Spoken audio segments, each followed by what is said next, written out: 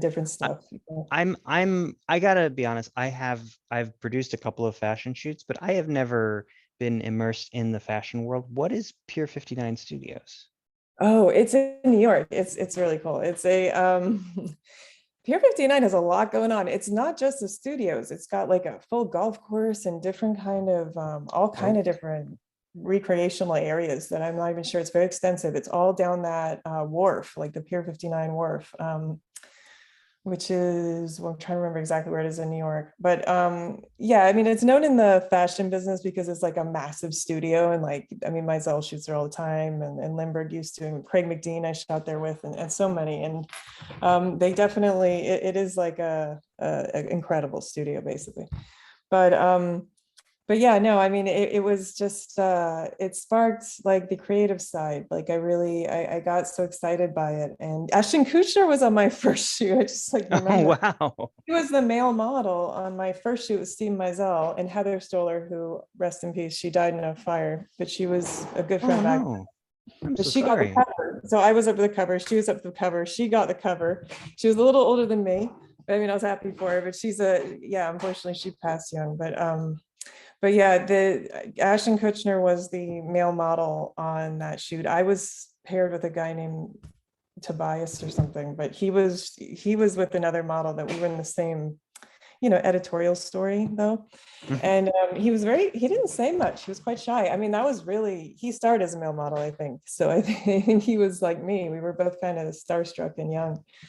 Um, It is but it interesting was, because both of you and Ashton started out as models and then you moved into producing and you're both entrepreneurs now. yeah, yeah, I know it's wild. I know.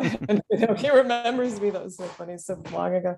Um, but yeah, it was really like a cool to be able to experience both sides because then you can relate to the other side. And now I'm actually the co-founder of a modeling and talent agency in the Bahamas. So I'm trying to nurture all sides of the industry because we're not unique. I mean, like, we're not like the States, like as advanced. We have to, it takes everyone coming together to really like build it up. And in the 90s, the Bahamas industry was booming. I mean, we had like James Bond filming here and Flipper and Into the Blue and After the Sunset. And I mean, it was almost like every week there was a big, massive feature film.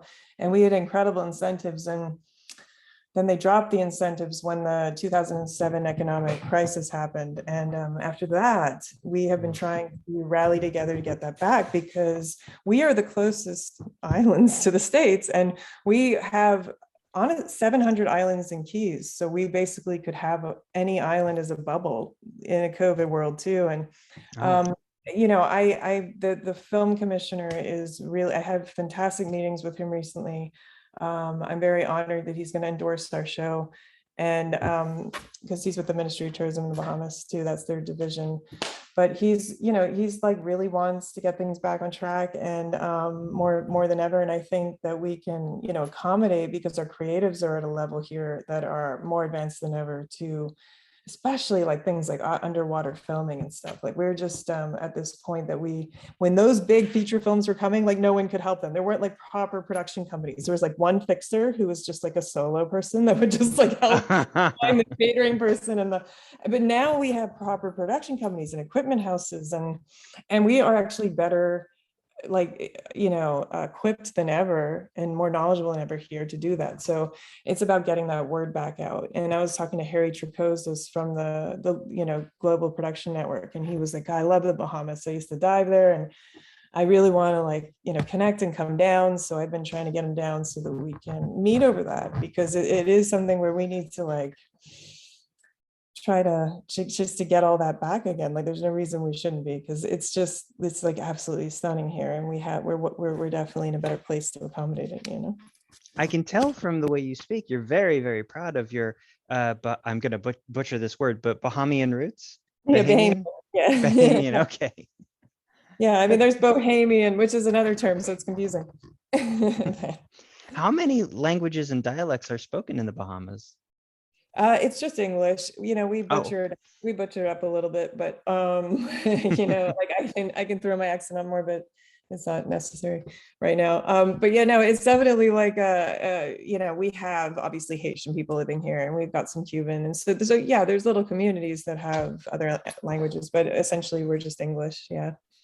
When you got into modeling and then film and TV production, what did you find was the biggest culture shock between the Bahamas and America, or any of the countries that you visited when you were previously doing work overseas? It's so interesting. Like, you mean culture shock? Like, oh, that's so interesting. Like how people received me, or how I received them, A little or of both. I'm curious. I okay. like we You know, obviously I don't look Bahamian, so I got a lot of that reaction of, I think it was a blessing, and it was also strange because it was like people remember me because I'm from the Bahamas. They were like, that's interesting. That's really exotic. I'm like, okay. But no, like but at the same time, it was received like strange. It'd be like, but you don't look Bahamian, but you don't sound Bahamian. And I'm like, do you want to see my passport? Like, you know, I am. And so it was like, you know, like one of those things where you almost felt like you had to prove that you were. But then, you know, here in the Bahamas, I get like asked all the time, like I'm a tourist, like, you want your hair braided? Do you want some souvenirs? You know, like on the street, you know, so you're, no, I'm from here. It's all good.